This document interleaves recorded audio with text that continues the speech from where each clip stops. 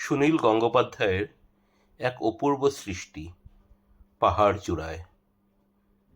অনেক দিন থেকেই আমার একটা পাহাড় কেনার শখ, কিন্তু পাহাড় কে বিক্রি করে তা জানি না। যদি তার দেখা পেতাম, দামের জন্য আটকাতো না।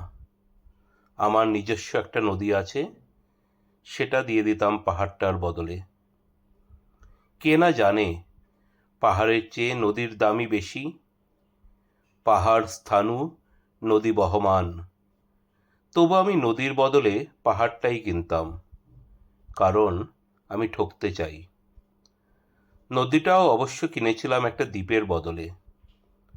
ছেলেবেলায় আমার বেশ ছোট্টখাট্ট ছিমছাম একটা দ্বীপ ছিল, সেখানে অসংখ্য প্রজাপতি। শৈশবে দ্বীপটি ছিল আমার বড়ই প্রিয়।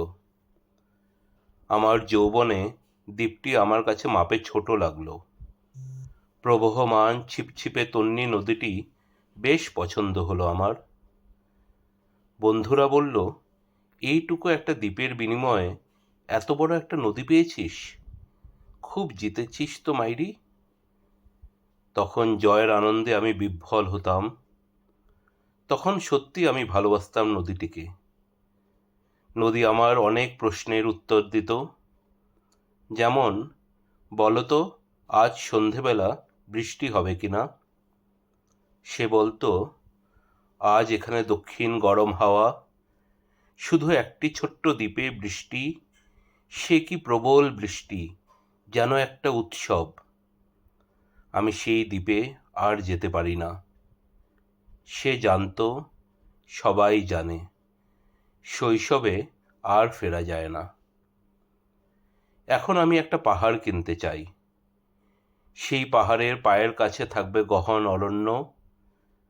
আমি সেই অরণ্য পার হয়ে যাব, তারপর শুধু রুক্ষ কঠিন পাহাড়। একেবারে চূড়ায়, মাথার খুব কাছে আকাশ, নিচে বিপুলা পৃথিবী, চরাচরে তীব্র নির্জনতা। আমার কণ্ঠস্বর সেখানে কেউ শুনতে পাবে না। আমি ঈশ্বর মানি না, তিনি আমার মাথার কাছে ঝুঁকে দাঁড়াবেন না। আমি শুধু 10 দিককে উদ্দেশ্য করে বলবো, প্রত্যেক মানুষই অহংকারী। এখানে আমি একা, এখানে আমার কোনো অহংকার নেই। এখানে জয়ী হবার বদলে ক্ষমা চাইতে ভালো লাগে। হে 10 দিক, আমি কোনো দোষ করিনি, আমাকে ক্ষমা করো।